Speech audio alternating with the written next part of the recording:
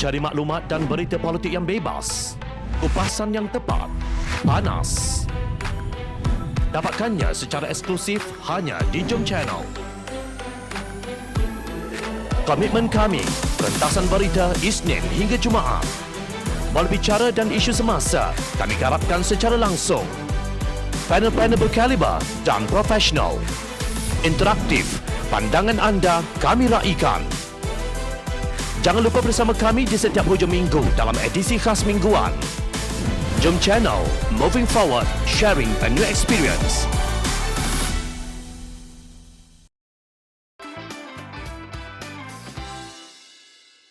PH dijatuhkan di Melaka bukan kerana gagal.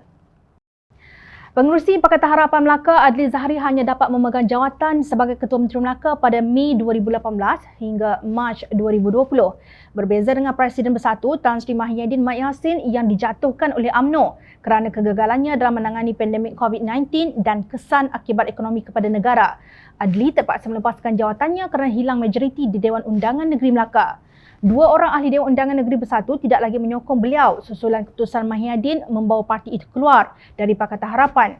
Sementara itu, ahli Dewan Undangan Negeri DAP Pengkalan Batu Datuk Nur Hizam Hassan Bakti mengisytiharkan dirinya wakil bebas mesra UMNO.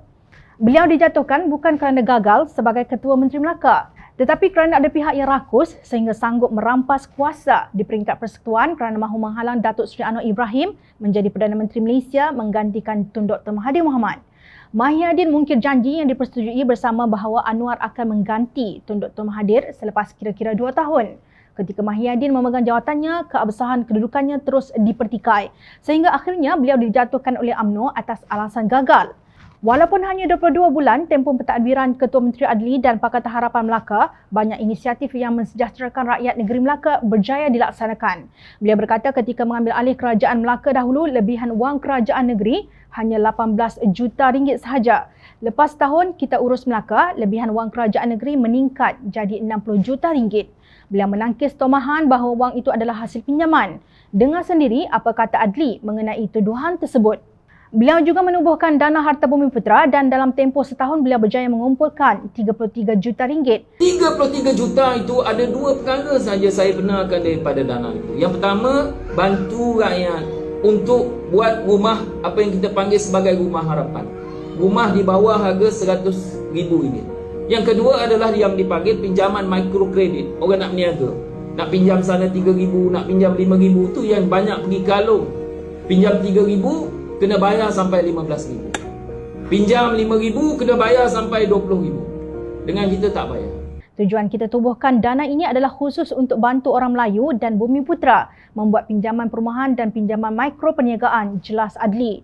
Mengulas mengenai kebencian terhadap DAP yang disebarluaskan oleh UMNO dan PAS, Adli berkata parti itu tidak pernah menghalang beliau mengumpulkan dana untuk membantu orang Melayu dan Bumi Putera. Adli juga seorang environmentalist yang berhasrat terus memelihara Pantai Melaka daripada dirosakkan atas nama pembangunan. Melaka kini berhadapan dengan isu hakisan yang teruk akibat aktiviti tebus guna laut, pengorekan dan pelomongan pasir laut selain penembangan hutan paya bakau atas nama pembangunan di sepanjang pesisiran pantai. Adli menentang aktiviti tersebut. Sudah tentu beliau menyedari siapa yang terlibat dalam kerja-kerja yang mengganggu keseimbangan dinamik pantai itu. Itu adalah sebahagian daripada sebab mengapa Adli dianggap oleh rakyat Melaka sebagai antara ketua menteri terbaik yang Melaka pernah ada.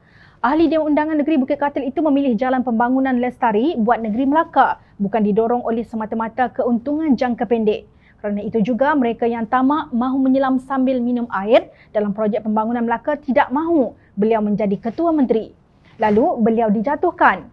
Kita telah kehilangan Pantai Tengkera. Kita telah kehilangan Pantai Kelebang Kecil. Kita sudah kehilangan Pantai Kelebang Besar dan yang akan datang kita akan kehilangan Pantai Puteri, kata Adli. Anehnya, PAS dengan slogan Islam memimpin kini turut menentang Adli dan Pakatan Harapan pada pilihan raya negeri Melaka. Atas dasar apa penentangan itu? Ingat, rakyat sentiasa memahati.